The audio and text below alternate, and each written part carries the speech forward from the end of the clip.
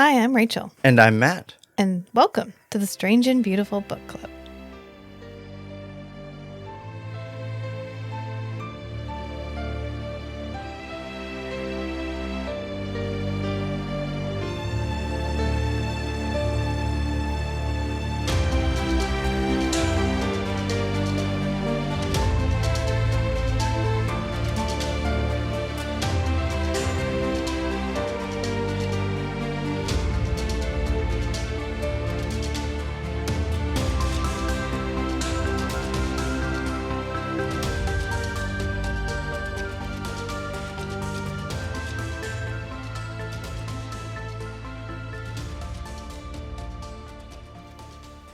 It's time for another episode. Welcome back, friends. Welcome back. It's time for our monthly book club episode. This time we will be talking about Certain Dark Things by Silvia Moreno-Garcia, All right. who is a fairly respected horror writer. She has quite a few other books. And in the foreword in this, she talks about the fact that this book actually got published before and almost immediately went out of publication because there was a acquisition, it got lost in the shuffle, and it just kind of fizzled out, for lack of a better word. Got swept under the rug. Yeah, and then it kept being this underground black market vampire book that people would recommend and sell, but you couldn't get a copy of it. Yeah, you couldn't get a new copy because it was out of print. I remember when this came out the first time. Not to be all, I remember when this came out the first time, but I remember when this came out the first time and it got recommended to me and I was like, oh, okay, but like I'm not in the mood for whatever that sounds like right now. I don't always like it when vampires have like a structure, like a government or a society that they're a part of. You're a vampire anarchist. Yeah, vampires must be like lone dogs or I'm not in this, because the idea of becoming immortal and having to live an immortal life subject to the same kind of bullshit politics that I'm subject to now sounds like bullshit. Yeah, I call foul on that. So anytime I see that pop up on a book, I don't immediately want to read it. So it took me a while to get around to it. We read a copy that just came out this year because it's just been recently republished and is now back in publication. And I have to say, underwhelmed. Yeah, it was okay. Yeah, it was one of those books like it was all right. It was readable. I enjoyed parts of it. I don't necessarily know that I have harsh things I would probably say about this book if I just talked about it off the cuff. And I don't want to be harsh about it because it's not a bad book. It's just, I don't know what I don't know what why did I read this? What happened? What was the purpose? Right. The plot of the book kind of boiled down to like a drug gang war cartel resulted in this girl escaping. Yeah. Like the lone survivor situation. And she's just trying to get away. Trying to escape from the people chasing her. Yeah. And people help her. She's not running towards anything. Yeah. She's only running away from something. So it doesn't feel like there's a whole lot of plot going on. Yeah. There's a lot of push and no pull. And all of the characters that she leverages, she's just banking on her mom. I want to read the book about her mom. Her mom sounds like a really fucking awesome character. Yeah. I don't know that Adel is the character that needed to carry this novel, to be honest. I think it needed meat at the beginning, and I think it needed more at the end. Or I needed flashbacks of her mom doing cool-ass shit. Yeah. And I like Domingo's character. Yeah. Domingo's character is kind of a stereotypical begin of an adventure novel.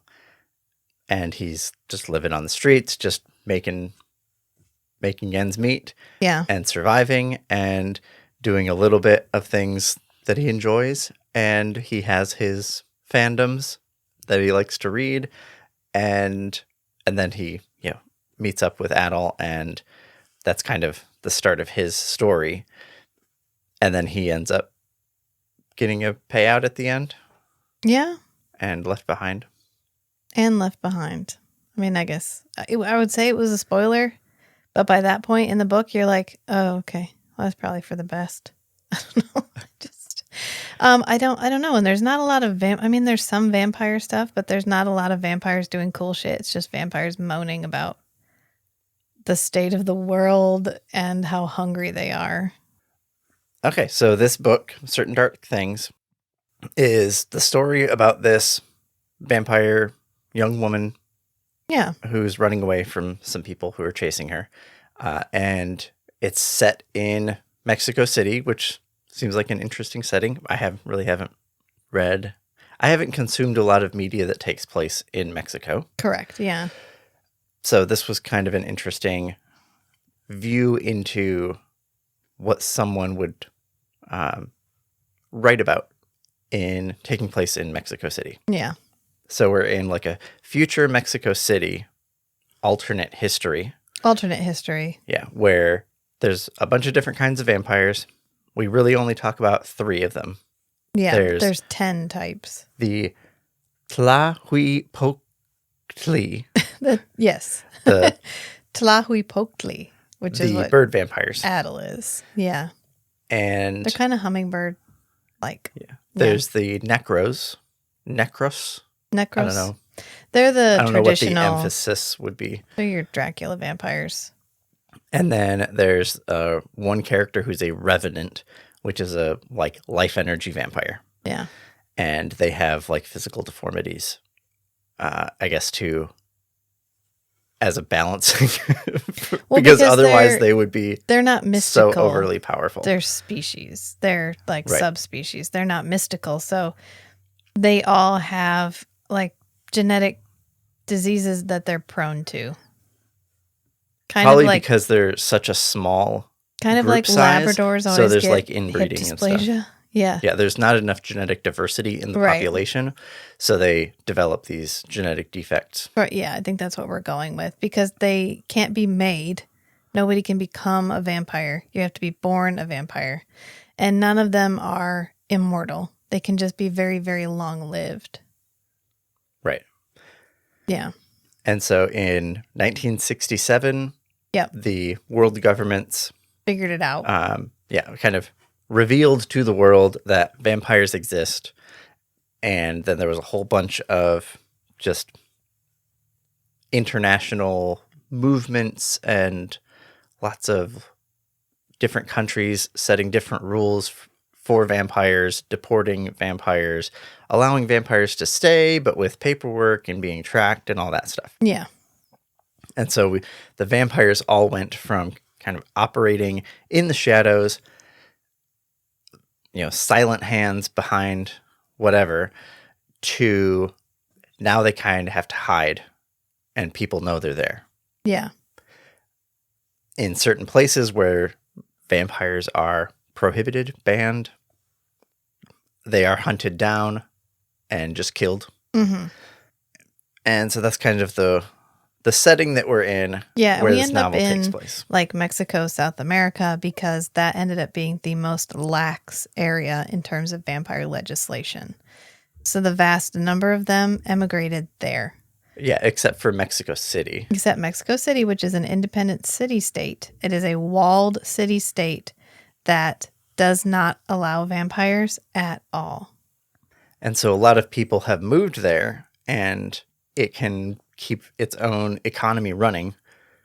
It would have to be. But it, I guess, was attractive to enough people and enough businesses to operate in a place where there's high confidence that there's no vampires. Yeah. That it can support itself. Right. And vampires are almost all involved in the drug trade.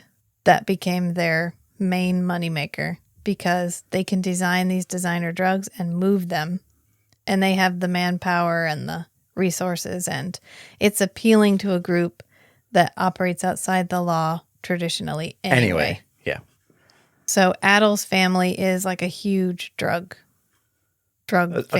Cartel. It's like cartel versus European mafia. Right. And mob. It's a little bit like Kindred the Embraced. It's a little bit like Vampire the Masquerade, where every different type of vampire has their own social structure and they can intermingle, but with rules. And there's a whole code that they all follow. Right. In terms of just to keep the peace, because their numbers are so low, outright war doesn't benefit anybody. But there is this one rogue clan, which are the Necros, and the Necros are just stirring shit up. They don't Violating obey all the the code. traditions. They don't go by the traditions. They just do what they want. They're the most prolific and in some ways the most powerful subgroup. So they've just been running roughshod all over everybody. And the main subplot that it takes almost the entire book for you to figure out all the pieces of is that Adel's family, they killed her mother. Right, so because she's the they're youngest moving daughter into that area. Does her family have a name, like a group name? I think she has a last name. Okay. Yeah, so the Necros are moving into Adel's family's sphere of influence for the drug trade stuff. And they kill Adel's mom, send the head to Adel and her sister, Isel, who's now the matriarch of the clan family. And everybody's angry. So... Well, they're angry, but they're not good. Like, Itzel's not going to do anything about it. Itzel's not going to do anything. But other family members are kind of egging Adel on to get revenge. So Adel goes on a solo mission, takes out some people that Godoy cares about, and goes back home triumphant. And her sister says, "What the fuck did you do?" Yeah. They probably wanted you to do that because then they could, keep the revenge cycle going. So then Godoy and his people show up and just kill everybody else in the whole household. But Adel and her dog escape. I think she hides in a fridge, like a freezer. Yeah, chest she freezer. hides in a freezer. And so they're chasing her for a while. She's escaping. And then she makes her way into Mexico City. She just hops on a truck and rides in. Because it'd be hard for overt vampires to follow her in. Well, it's easy to figure out that she's a vampire because she doesn't have the same body temperature. Right. Yeah. So there's technologies for screening vampires from humans. Correct. Yeah. So she can't just walk in. She's got to sneak in. So she sneaks in, but while she's there, so much shit goes down. She can't sneak out because now they're on the lookout because they know vampires are there because Necros are big and messy. And Nick in particular has no impulse control. I thought that was really funny that there's a Nick the vampire. Nick the vampire, who is Nick the Brick. A bit impulsive, like a sledgehammer instead of a scalpel. I mean, that's the plot of the novel. Now is she's in Mexico City and she's got to get out. She's got to keep going. Right, and she's running out of food. She hasn't had any blood in a while. Let's see. Her subspecies of vampire feeds with their stinger. Yeah. Or a proboscis. Interesting take. So she doesn't have fangs. Like a hummingbird. Like a hummingbird has the long tongue thing. Yeah. Yeah. So she doesn't have fangs or anything, which is fine. It makes her easier to pass as human. And so she's stuck in the city. And so the main part of the novel, the novel is about how she survives in the city. And she makes a friend / Renfield / boy she's leading on. Yeah, Domingo.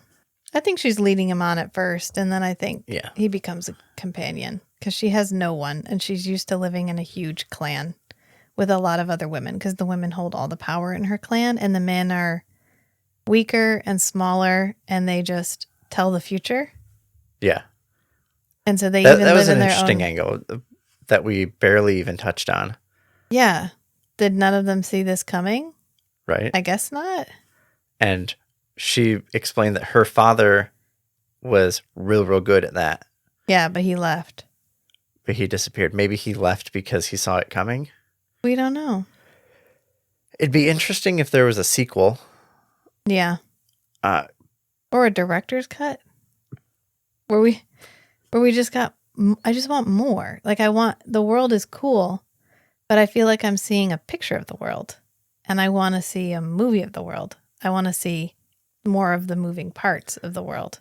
Right. So the feel of the novel is fairly like slice of life. We're just like riding along with these characters. Yeah. And the characters are all very reactionary. They're not forward thinking. They don't have anything that they're trying to do other than stay alive. Correct. Yeah.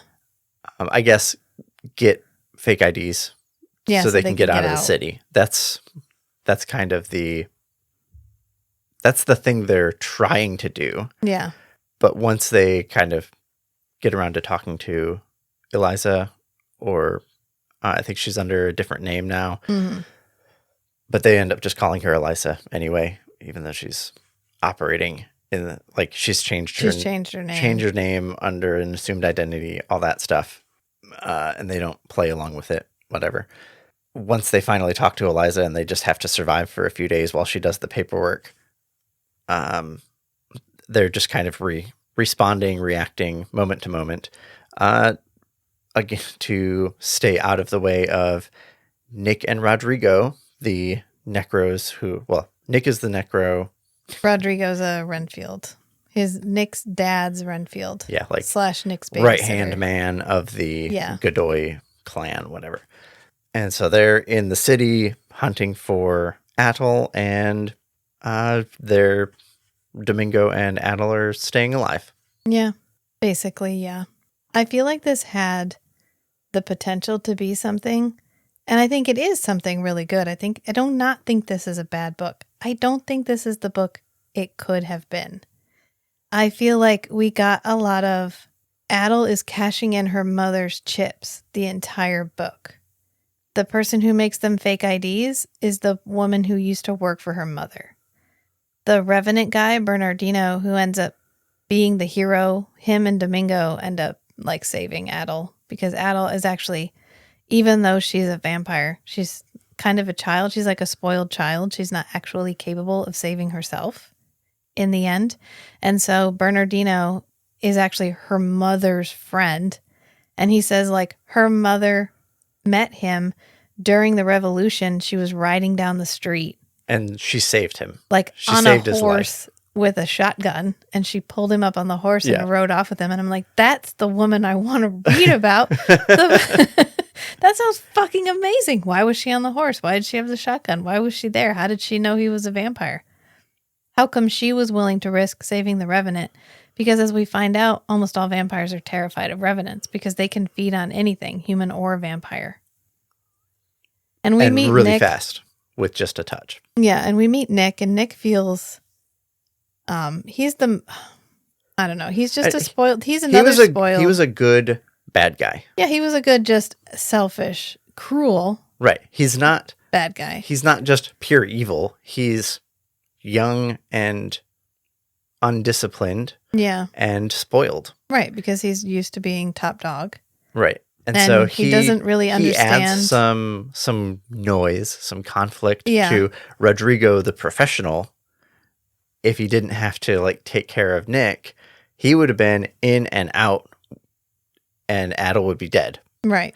But because I think they probably would have caught her before she even got to Mexico City, because Nick keeps messing up Rodrigo's plans. Right. He keeps just mucking it, sticking a stick in the works is what he keeps doing. And we have Quali, the dog, who has a large glowing green tattoo. And so it's very distinctive. It's very distinctive. It ends up being what gives her away 85% of the time. They're like, oh, did they have a dog with him? Oh, yeah, a big fucking dog with a big green tattoo. Right. Oh, she drags this dog along with her all the way into Mexico City. Yeah. Why? I don't know. I mean, Quali's cool, but I guess she needs some kind of protection while she's sleeping. Yeah. Because when vampires sleep during the day, they are... Well, she's not. She's just knocked asleep. Out. But I don't... Okay, I thought she was extra... extra comatose when she was sleeping. No, she just says, I've always had a dog. He's like, why bring the dog? She's like, I don't know. I just always have a dog. And it's the last part of her family because everybody's dead. It's the last thing she has. She revenges, she goes and kills some of the Godoy people, and then she comes back, and Itzel's like, what the shit? And then they come and kill them all. And Adel has this fleeting idea that maybe she was used. Like maybe it was so easy to kill those people because she was supposed to kill those people because that way they had an excuse to revenge even more. And we don't really come back to that. There's a lot of we don't really come back to that. And what was the motivation here? There was a lot of that. And I know Domingo is supposed to come off as accepting, like completely open and accepting, but some of the times he just comes off as I'm actually not cognizant enough to realize the danger that I'm in, which bothered. And then Anna was probably the thing that bothered me the most because Anna had the potential to be this really cool character. She is the seed of a really cool character. She had a vampire-obsessed grandmother who taught her how to fight all the different kinds of vampires. She knows how to fight every single different kind of vampire. And her finale, like her end, is so offhanded. Yeah, it was kind of disappointing that she got, infected, whatever, by Nick. Yeah, and then just used. Right. We set her up to be this really cool character. She's got a daughter. She's working to protect her daughter. She's doing this for money because she wanted to be a great cop. But it turns out that the Mexican police force is so corrupt. There's no way she can actually be a good cop because there's no space for good cops. And so she ends up falling in with Deep Crimson, which is our kind of our human mob that controls Mexico City, or at least part of Mexico City.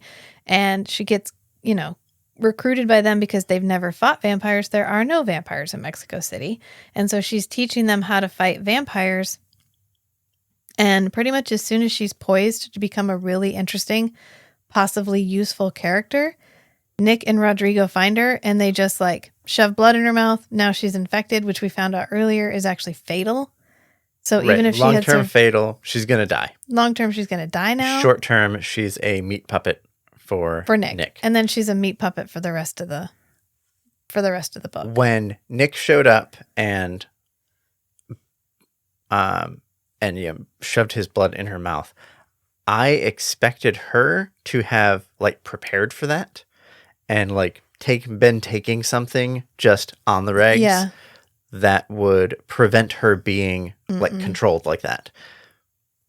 And so for them to just show up and be like, oh, hey, now tell me everything and pretend like I'm not controlling you and keep going along with she ends up just being the device for dragging Nick and Rodrigo into the plot. I mean, that's all she ends up being. And I felt for that character because she could have been such a cool character and she ends up just being a vehicle. Just being a vehicle for this. And then the way we get rid of Deep Crimson, because Deep Crimson is being set up to be another interesting aspect of this. And instead it's we'll just send them in first. Right. And the Revenant will kill all of them and then we'll just come in and take Adel. The role of the gangs inside Mexico City was interesting. From what I understand, there's 5 big gangs in Mexico City, and they were a big part of Mexico City seceding from the country of Mexico and becoming their own autonomous city-state because the gangs wanted a vampire-free space because the vampires kept taking over gang territory. Yeah. And so they wanted, a fortified place that they could keep vampires out more just to maintain their power. And so once they do that, their role in the city is partly just to continue their illicit business and make money illegally, whatever. But they're also kind of maintainers and protectors of the city. Yeah. The main thing that actually keeps the vampires out is that the gangs are the biggest vampire, anti-vampire. Yeah. Yeah.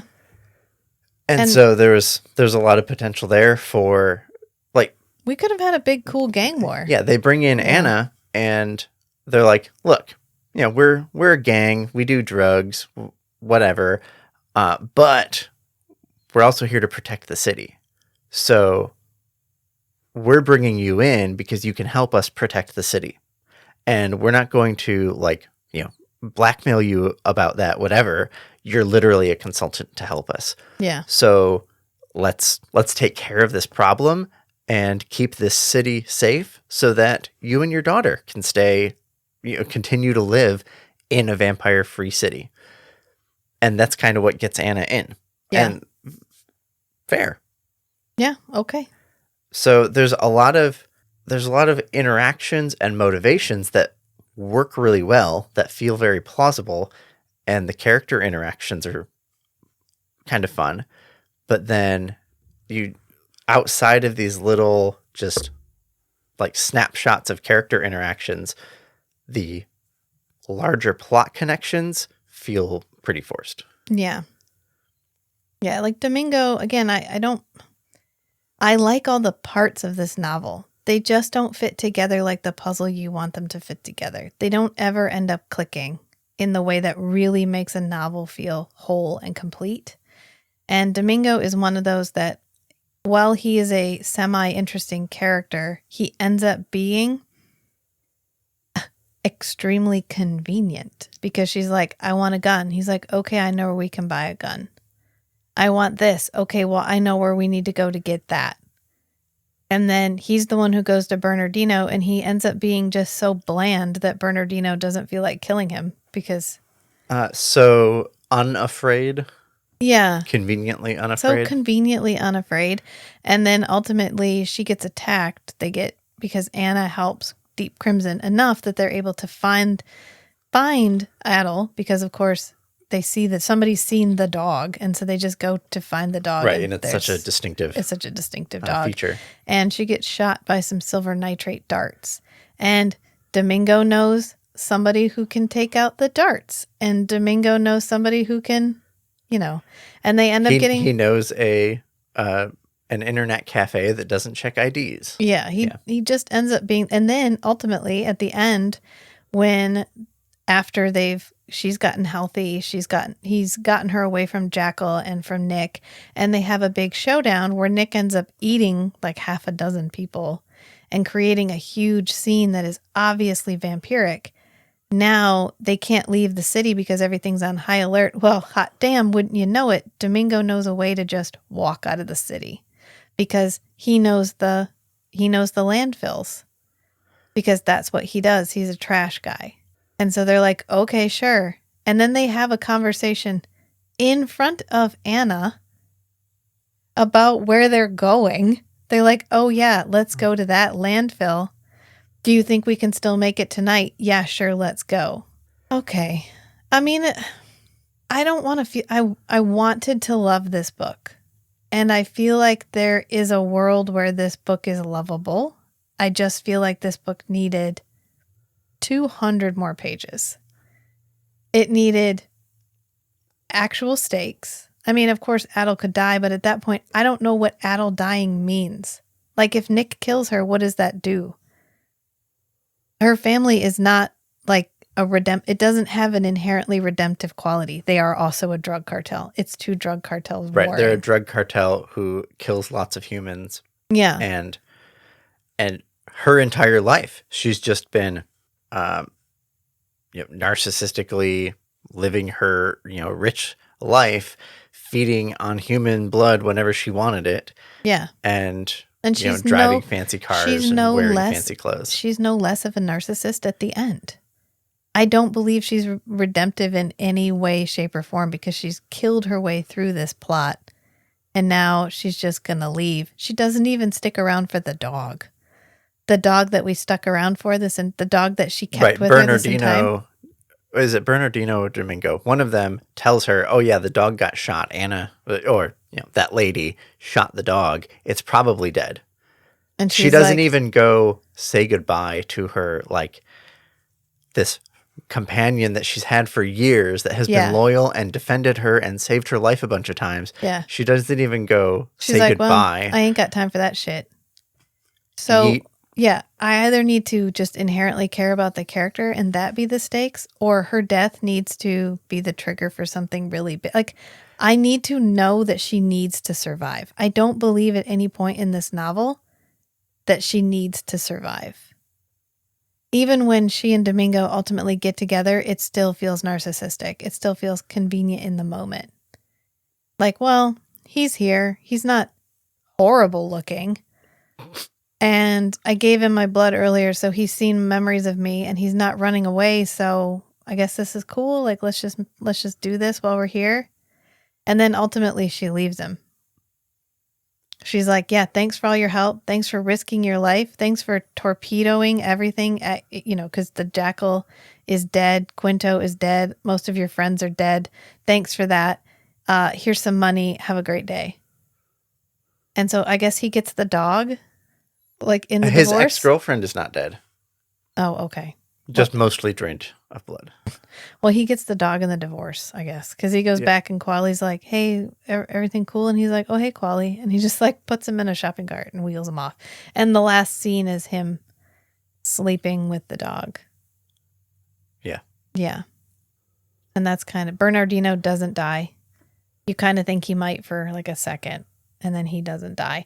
And I think that's just, maybe that's my problem with this, is I just wanted to care more. I just wanted to care more about anybody in this book. Yeah, I could see this book as a like novella in this universe. Yeah. As either like a novella of what happened after the like series of novels about Adel's mom, escaping like fighting in the revolution, establishing and her family, and establishing the whole family group.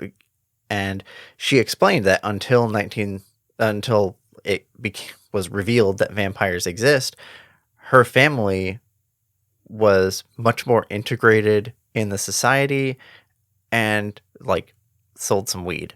Yeah. And that's pretty much it. Right. And maintained this long tradition that they had like acquired from living with the Aztecs. They're Aztec vampires. They are, or they predate the Aztecs, but they were warrior priestesses. I want my warrior priestess novel. Like, I want mom, Big Mama Adel Mama, who is a warrior priestess who goes through this really cool life and meets Bernardino, meets Elisa, meets all of these characters that we end up cashing in chips in order to further the plot in this book. And then when I get to this book and I find out she's died, I want that to be the saddest thing I've ever heard in my life. And then every time Adel goes to meet these people that I fell in love with in the first book, but who were ultimately betrayed by Adel's mother, I want to be like, oh, her mom didn't tell her the whole story. How are they going to react? Yeah. That's what I want when I go into this. And then at the end of it, I want another novel that's about. Right. Maybe she goes to the Amazon and finds another vampire clan. Literally. That she's like compatible with or something. I just want to know why it mattered that she lived. I mean, of course, nobody should die. That's not, but I'm talking about this fictional character. I want to know why she mattered. Right. The narrative kind of has to mean something. Right. I'm just shrugging because I'm trying to figure out how to like delicately phrase this, as I just never attached to her as a character because she didn't feel like she had enough agency. She just feels like she takes advantage of everybody she meets. She meets Domingo. She takes advantage of Domingo. She was previously taking advantage of her sister and her family. And once she didn't have them to take advantage of anymore, she didn't know what to do. And then as soon as she gets Domingo, she takes advantage of him. As soon as she finds Eliza, she manipulates her into getting what she wants. And then she meets Bernardino and she manipulates him into getting what she wants. Yeah, the Bernardino interaction, like the first interaction was like, okay, cool. Here's this solo vampire who has a lot of influence and can help, just following like the proper forms of hospitality and all that stuff. Does he eat the cats? Does he eat the cats? So the first time he grudgingly, like he acknowledges his debt to Atol's mother and provides a name to get to the lady who can provide documents for them to, leave Mexico. Yeah. And I'm thinking, okay, that's the last we're going to see of Bernardino. But then they're like, okay, like we have nothing left. She's injured, all this stuff. They go back and Bernardino's like, what the fuck are you doing here? She's like, there was nowhere else to go. I need your help. And he's like, I'm not going to help you. Get out of my house. Yeah. Like I had to send my Renfield away for my safety because... Or for her safety. For his Renfield's safety? Yeah. Because since everybody's on such high alert, like I need to avoid any extra scrutiny on me and my household and like my support structure. Having you here in my house is dangerous to me and I care about myself. Yeah. So I'm going to make sure that I survive. And then she kind of whines at him for a little bit. And then he's like, oh, okay, fine. I'll do everything in my power to assist you, even putting myself in grave risk. Yeah. And doing things that are uncomfortable for me, like going outside near large groups of people. Right. And then because your mom was cool. Because your mom was cool. And then he's accompanying them to the landfill, and he's just out there trashing humans and draining their life force and fighting a necro vampire and just out in the open. Right. And he keeps giving her life force. After all that BS, he's like, oh, okay, here, have another hit of that Bernardino juice. Yeah. But you're not going to get another one, but maybe you will. I don't know. Yeah. Depends on what you need. So that felt a little bit contrived. You know what it feels like? And I think we'll probably leave it here because if we keep going on this for too long, we're going to just get negative. And I don't want to get too negative because I don't think this is a bad book. I just don't think it's a great book. Coming off of Geometry for Ocelots to Certain Dark Things was not a good choice because we went from... It was like when we did roller coaster parks for our honeymoon and we started at Cedar Point. Yeah. And then we went to the other ones. It's like we had this really great one and now we're... Yeah. This and one's they're fine. It's they're fine on its fine. own. They're just not Cedar Point. I Yeah. mean, it's great. It's just not Dune. It's great. It's just not Geometry for Ocelots. It's okay. It's just not she's just not, some of the other books that we've read that felt more compelling. I was engaged with this book for probably 3/4 of it. Yeah. And I liked all the the snippets of character interactions that felt very natural. Yeah. And organic and interesting things were coming up.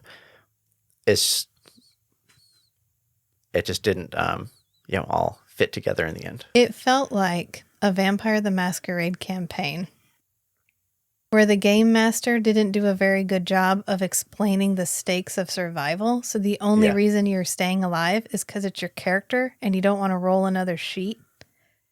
And then you are having a hard time figuring out how to get out of the city. So the games master keeps introducing characters that have a ton of information. Keeps escalating things. Keeps escalating the NPC characters that will help you get out of the city. Oh, has anybody rolled an intelligence check to ask Domingo if he knows how to get out of the city? And then he knows, like the games master knows there's a big showdown coming with the Necros vampires and that you didn't spend any time going around and gathering resources or anything. Yeah. And so rather than risk you killing the entire party, he introduces a overpowered NPC to tag along. To tag along. Like, oh, it's okay. You guys successfully convinced Bernardino to help you out. Like, he rolled a 1 and you guys rolled a natural 20 and now Bernardino's going to follow you. And Bernardino ends up saving the day because he kills everybody. He kills Nick. He kills Rodrigo. He kills... Had Bernardino not been there, they all would have died. They all would have died. So, and then that's the end of that. Because everybody dies. Deep Crimson dies. Anna dies. Nick dies. Rodrigo dies. All the henchmen die. The only people who don't die are Domingo, Bernardino, and Adel. and Quali, and that's it. And we don't even know what happens to Marisol. She probably never knows what happens to her mom. That's a good point. Because her mom was like, hey, yeah, we're going to go on a vacation, you and me. We're going to go. You and I, we're going to go to Cuba. And she's like, cool, Mom. I think that'll be a lot of fun. And then we never see her again. That's what I'm saying. This just feels like, yeah, you're right. It feels like a novella in a bigger universe. And I want the rest of the universe. Right. This is cool. I think this could be a super cool universe. I just want more of it. Like, I want more than this. Yep. So our next book of the month is The 1,000 Deaths of Arter Ben. Yes. For the November. And that's another one neither one of us have read. Yep. So that should be good.